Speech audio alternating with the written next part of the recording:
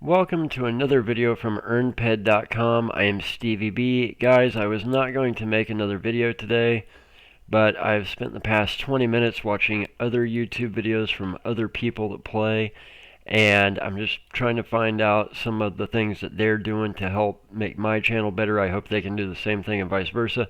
But I just watched 2 or 3 videos on something, and my jaw was dropping at how bad the information was. I won't drop any names because I think these guys do have pretty good channels, but I want to set the record straight on something. Let's talk about the real story behind Crystal Palace and Crystal Palace shares. I'm just going to keep on with the hunt that I was doing whenever I decided to make this video. I'm out here hunting fowl. So I'm just going to keep doing that as we talk. But let's talk about the real story behind Crystal Palace. There's a lot of bad information out there. There's a lot of stupid things that are being said. So let's go ahead and set it straight. So first of all, let's back up before Crystal Palace. So way back in the day, way before I started playing, MindArc needed to raise money. So they created the CLD, the Calypso Land Deed. So if you buy them, they're like 2,100 PED a piece. Once you buy them, you go to the not Entropia Exchange, you go to PED Flow Center on your PED card, and you can see, okay, I've got 3, so my revenue this week was 10.96 PED. Last week it was much less because I had given 2 of my deeds out as collateral for a weapon that I rented for Mayhem. So you can see down through here what they're making me. I've got 3 of them on a weekly basis, right? So CLD and CLDX, the only difference is a CLDX, it's exactly the same thing, except for it was used at some point to get a land plot, so it cannot be used to get future land plots. Other than that, no difference in them. Yield is exactly the same. There's 60,000 shares total, CLD and CLDX, and they are 50% of the income that MindArc gets from Calypso every single week. So every week, MindArc says this is how much money Calypso made. 50% of that goes to the deed holders that have CLD or CLDX. So take that number, divide by 60,000. Everybody gets a small portion. I get, 3/60,000th or whatever it is on a weekly basis. So that's how CLD works. Well, after that, they come out with the Arcadia Underground deed. Now, this is totally different, guys. When the Arcadia Underground came out, it was not an established property. Calypso had already been here. The game started on Calypso. Calypso was around before space was around. So it was well established. Arcadia Underground was a brand new property. It did not have the establishment that Calypso had, and there were 250,000 shares. On top of that, the entire value, I believe it's 250,000 shares. It's 200,000 or 250,000. I don't remember off the top of my head. All of a sudden, I'm drawing a blank. But it's like 200,000 or 250,000 shares. It might be 200,000. But it's only 5% of the income from that area. So it's not even the 50% like Calypso is. It's literally 5%, which is why the Arcadia Underground deeds pay out so very, very little. So then they come out with Compet. This is a brilliant idea on MindArc's part. Let's create a brand new video game. It's not even part of the universe, and let's sell deeds. It was an utter flop. I think Compet deeds maybe paid out a small something once, if ever. And then MindArc essentially said, okay, we're shutting the entire project down. It was a waste of money, and the deeds were worthless. And they did give you a chance to trade them in for AUD or Moon deeds at some point. So then they come out with Arcadia Moon. Again, a property that is brand new. It's not proven. It's not established. It has no content, no history, no record. These are like brand new startup companies. You don't know if they're going to take off or not. So what do? Arcadia Moon deeds. Okay, same thing as Arcadia Underground deeds. 200,000 shares. I believe it is 200,000 shares. 5% of the income from the land area. Well, again, it's just piss poor numbers for an undeveloped, untested property. And people just went ape over it. Now, with the AUDs, they did sell out. The Moon deeds, they're struggling to sell them, but they are getting there. So let's put this into perspective of the real story of Crystal Palace, because I hear people all the time get it wrong. I had a guy yesterday say, well, I don't know. They seem kind of risky. I can really tell who the finance guys are and who the finance guys are not. So let's get right to the story. So Crystal Palace is a space station above Calypso. It was originally bought by Buzz Lightyear and his wife. I want to say about 10, 11, 12 years ago, somewhere in that range. They paid what was then a record 300,000, 330,000 US dollars for it. They owned it right up until about 5, 6 months ago when we finally got the share system and we had the IPO. Now, this is different than the other deeds. You go to your PED card and hit Entropia Exchange. You'll notice I've got almost 1,000 shares. There's a reason. It was a great investment. It hit you over the head like a baseball bat. You were an idiot if you didn't buy. So right now they're currently trading right at 19 PED a piece. I think fair value is closer to 30 to 35 PED a piece, but we'll get to that. So all in all, there was 500,000 shares, which represented 100% of Crystal Palace's ownership. There was an IPO about 5, 6 months ago. They were issued at 10 PED a share. I bought a crap load. I wanted to buy more, but I had other commitments. I had other investments. I had a whole portfolio at that point, so unfortunately, I could not just sink my entire account value into it. But I did invest very heavily during the IPO. I continued to invest after the IPO. But how did we get to an IPO? Well, let's back up a bit. When Buzz and his wife originally bought it, it was actually in the Guinness Book of World Records for the most expensive virtual property ever sold. It set a record, and then I believe it was later beat out by FOMA/Club Never Die whenever it went for more money after Never Die sold it. But it was record-setting at the time, and it made Buzz good money. Here's why it made Buzz good money. It was designed to make the owner good money. There are some mobs on Crystal Palace that are pretty much exclusive to Crystal Palace.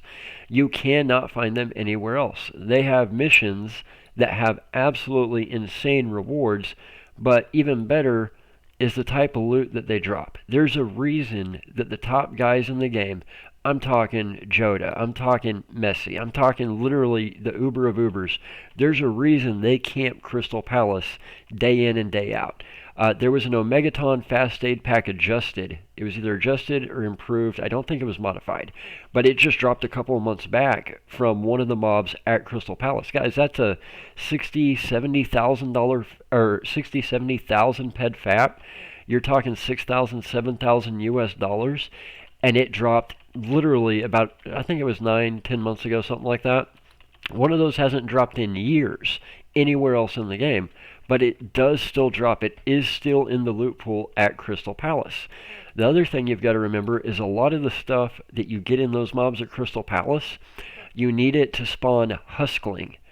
Well, what is a huskling? It's like a smaller version of the husk. It's a little worm. But you spawn it, I think it spawns for about 50 minutes, and it's where you get the sonic amplifiers needed to create some of the most profitable amps in game. If you want to really make lots of amps and sell them for weapons, especially the Armatrix line, you have to have those sonic pulse amplifiers. I think they've got like a 1,500% markup, something ridiculous. Well, to even spawn the huskling, you have to go to Crystal Palace and farm the materials that you need to create the stuff to spawn the huskling. On top of that, there's an entire section of some of the best armor plates that revolves around Crystal Palace. So I think it's the Mark 5B plates, something like that. There's an option to take them and improve them, adjust them, perfect them, modify them, all those great little things that they add to the end of the name. Essentially, you have to take 7 plates. You need 5 sets, I think. You break them up. You have to have some mutated bone piece that you can only get on Crystal Palace. It's super rare from one of the Uber mob bosses. And then you put those into a refiner. Anyway, just to get like the second step into this armor plate set, you're talking 35,000 PED for the set. It's pretty stupid how expensive it is. But it's also some freakishly good armor plates. So, I mean, to the right person, it's worth it. The reason I say that, the whole thing, from the type of loot that the mobs have, to the exclusivity of the mobs, to everything about Crystal Palace, was designed for one thing: to make money for the owner of Crystal Palace, whoever it was. Well, when Buzz bought it, it made him money. He has records going back, 10, 12 years now.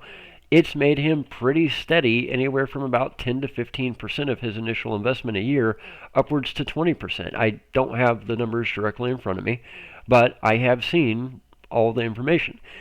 So it was actually supposed to be a private sale. Well, if you've never dealt with a land area, you don't know this. A land area You have a deed, but it's typical from something. It's not the typical CLD AUD moon deed. A land area deed works different. With a land area deed, you physically have a deed that can be traded, but once it's in your possession, you have to go to the land area, like all the land areas down on the Ermithia continent, or however you pronounce it.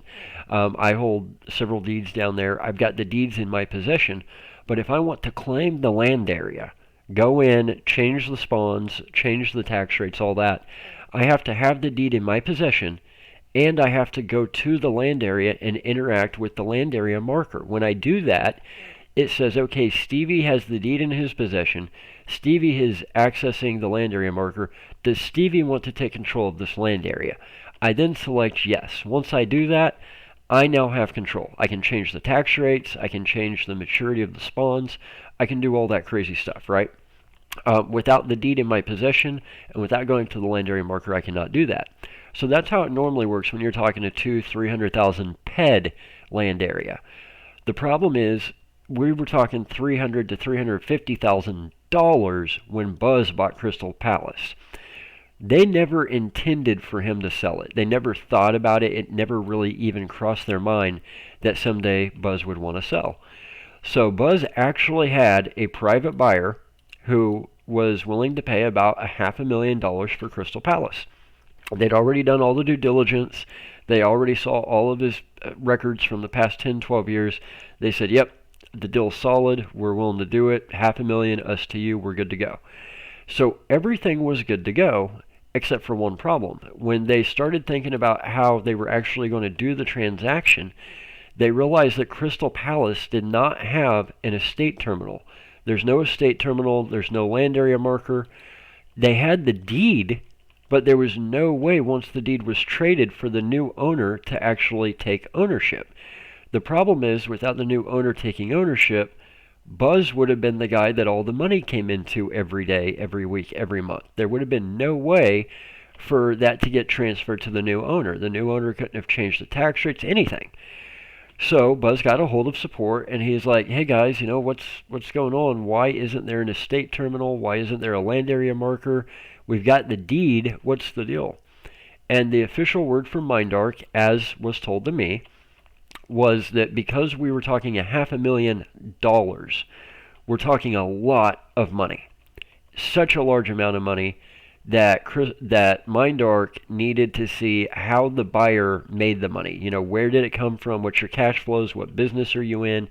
How did you come up with $500,000 to deposit into a video game to begin with? Because you're talking about many, many, many nations of international law, money laundering, anti-terrorism, all kinds of stuff. And for safety reasons, regulation reasons, everything in between, they were not able to allow a transaction to happen for that kind of money without independently looking over the records, verifying where the money came from, all that stuff, which that's a good thing, guys. It really is. It's something that it's a pain in the butt, but I totally agree with it. The problem is, even if the person that was going to buy Crystal Palace from Buzz had been cool with that, if he ever wanted to sell, he would have had to go through the same thing, which means not only would he have had to find a buyer willing to pay the price he wanted, he would have had to find a buyer willing to hand over all those documents to go through the whole rigmarole again, right? Just not a good system. So because of that, the buyer ended up backing out. Buzz still wanted to sell. It's not that it was losing money or anything, but he's made his money 3 times over from the place. His kids are getting older. He's further in his career. Him and Summer just have different goals at the moment, right? So it was time for them to sell. Like any good businessman, he knew what his exit strategy was supposed to be. So Mindarkham and him get together and they say, okay, we can't let one person buy the entire thing because of all these issues. What we can do is we can create this new share center. So by doing that, what we can do is we can create the share center. We can make 500,000 shares at 10 PED a share. That's the same $500,000 Buzz wanted in the first place. So that's what they did, and that's what happened at the IPO. And actually, I was trying to get way more than the almost 1,000 shares that I got, but they sold out so fast, I couldn't get more money freed up in time. So I ended up with what I got. Everybody else ended up with what they got. And then I hear all these people saying, well, what if this? What if that?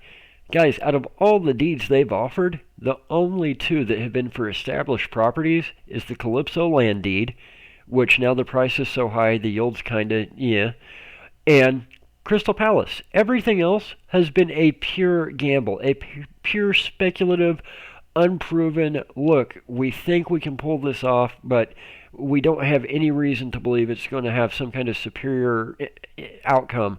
It was pure speculation. It was like the tech bubble of the early 2000s. It was the same thing. Companies with a non-proven model, a new property, no customers.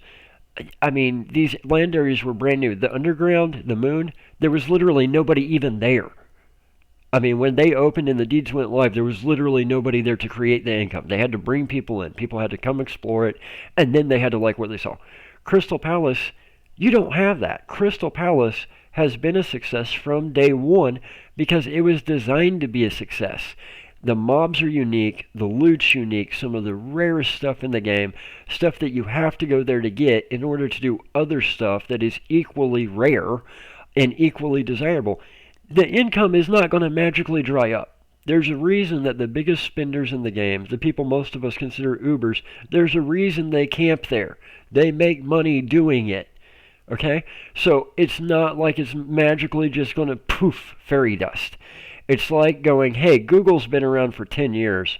It's been privately owned this entire time, but they've kind of got this search thing down. They've been making great money hand over fist. We're going to let you guys in at $1 a share. And everybody going, well, I don't know. That just seems kind of risky to me because I invested in pets.com 20 years ago and, it didn't work out so well. Quit comparing apples to oranges. You have an established property that makes money hand over fist, that has records going back over 10 years, and somebody is willing to let you in at $1 a share? It literally blows my mind that there's people who can function as adults, and I know I'm a finance guy. I get that. I get that finance is my thing, investment is my thing. I get that. It's not everybody's thing. But just the logic that I hear from these people, or the lack thereof, I'm shaking my head going, man, what are you doing even playing Entropia? Like, please bring me established properties and go, yeah, I bought it for $300,000 10 years ago. It's made me about $350,000 in the past 10 years. So actually in 10 years, I've had about a 10 to 15, maybe up to 20% ROI. Look, I'm willing to let you in at $1 a share. Oh, and by the way, at that price, you're probably looking at 10-15% ROI right off the bat.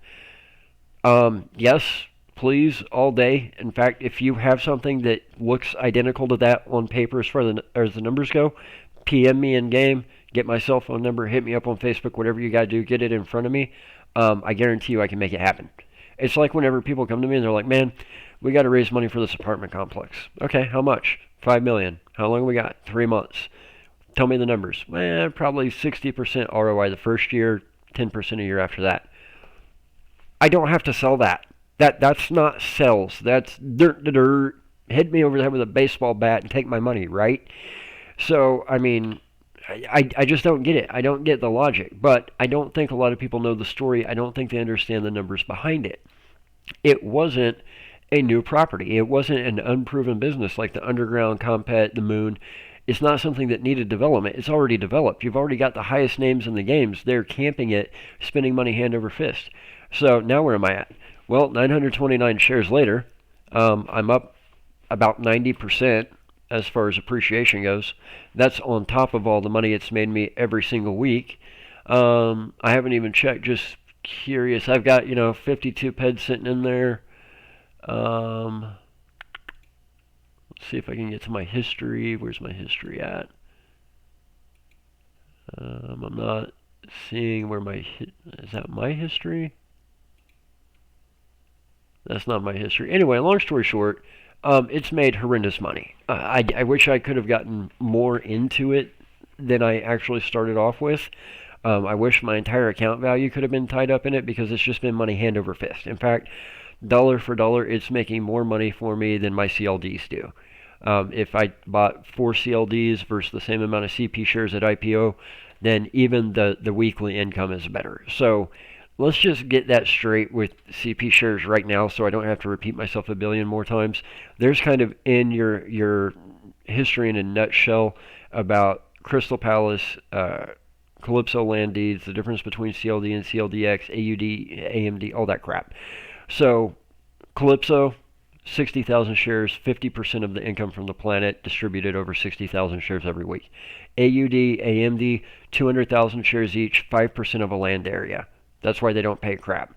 Arcadia Moon Deed, totally underdeveloped, underutilized, not a proven business model. Underground, not a proven business model. That's why they both suck so bad. Compet, total flop, bankrupt, shut down, doesn't even exist anymore. That was a complete flop. You've got 3 unproven business models, right? Compet, AUD, AMD. You have a proven business model. Calypso Landy does awesome. Now we come out with CP shares, 10, 12-year history, over 100% return on investment in less than 10 years, and people are questioning it. While the people that are going, nerd, I'm a finance guy, dump money into it, make money hand over fist, 90% appreciation in less than 6 months, plus cash flow on top of that, that's approaching 10, 12%, 15% ROI, just from a cash flow perspective. So that's kind of where we are. Where do I see it going? Guys, personally, I put very fair value at about 30 to 35 PED a share. That's just me personally. I don't know how long it's going to take to get there. One thing I do like, and some guys brought this up, they're cheap enough. You can actually sweat for a day or two, sell the sweat, get a share. Sweat for a day or two, sell the sweat, get a share. It's going to be slow. It's going to take a long time, but it's that snowball effect, right? Eventually, you have enough income that now you've got enough shares. The income every week is allowing you to pick up a share. Then you move up to the AUD, and then you can move up to CLD, and then you can move up to a land area. And before you know it, the compound interest thing that happens over time, bada bing, bada boom, now you've got an income of several thousand PED per month. So it can happen. It does take time, but I do think it's great because there's still room for it to run. I still put fair value about 30, 35 PED, so I think there's still room for them to appreciate even further over the next 2 years or so. Hopefully it doesn't take that long. The income's great. I think there's a great opportunity for people to snowball here. It's one of the few opportunities as a new player non-depositor you can sweat, invest, sweat, invest, sweat, invest, and then start seeing passive income, and then use the snowball effect. So guys, I'm going to leave it there. That's kind of my 2 cents. I'm sorry I went off on a tangent about this, but I've seen so many just stupid things being said about deeds, about CP shares in particular, and then to see it from other people on YouTube and other people that should know better, it's just like, okay, let's go into the history here, because you're talking about Crystal Palace, an established business, Calypso, an established business, not anything near the same as Underground, Moon Deeds, or Compet, which were just business plans without any backing, without any basis to believe they would go anywhere, and they were total flops. The Underground's done okay, I guess. But even by my standards, Underground sucks. That's why I hate Underground D's. There's just better places to put money. Still one of the best bets dollar for dollar in game at the moment, going out of 2019 into 2020. In fact, if somebody asked me right now, what's the plan for 2020, what would you advise somebody new to do? Crystal Palace shares, man. Get them while you can. Enjoy the great income. You know what? If they appreciate another 30%, so be it. But they're not going to lose value. I promise you, if they lose value, it won't happen long. I'm sitting here at 19 PED a share, hoping they go down to 17.50, 18, so I can start buying again. I haven't been able to buy any pretty much since the IPO, so I'd love to have a chance to buy some more at just a hair less than what they are today. So that's my rant for the day, guys. I'm StevieB. That's your quick, down and dirty finance and history lesson over Crystal Palace. So that's where we are. That's where it is. We'll see where it goes. But that's the real deal. That's how it happened. That's why it happened, and that's why the opportunity was there. If you took advantage of it, awesome. I know a lot of people that did. If you didn't, sorry, but learn from it and either start, slowly collecting up now because you missed the appreciation. It's going to be strictly for cash flow. But more importantly, learn from it in the future. In the future, if you're given an established property with insane growth rates, insane steady profits and cash flows, don't say, well, because of this. Be sure you understand what you're looking at. Guys, if you don't understand what you're investing in, it's always good to get professional help. People could have just PM'd me and said, hey, you're a finance guy, what do you think? I would have given them the same advice. In fact, I did. My mentor, she got a hold of me. She said, what do you think? I told her. She hit me up the other day. She's like, it kind of sucks because my entire bank account's put in there, and I still think they're going to go higher, so I'm not selling you, but I'm loving the cash flow, and I've made hellacious money with the appreciation, so thanks, Stevie. Not a problem. That's what I'm here for, guys. So now you kind of know. If you got any more questions, if you'd like me to go any deeper into it, PM me. I'm always happy to help you guys. So from EarnPED.com, I've been StevieB. I hope this helps you understand the deeds a little bit more. When in doubt, ask. That's what we're here for, guys. If I don't know the answer, I probably know somebody who does. So from everybody at EarnPED.com, I've been StevieB. We hope you have a happy end of 2019 and a happy holiday season. We hope you continue to earn and learn, and we hope those residual income streams continue to grow for you. Take care.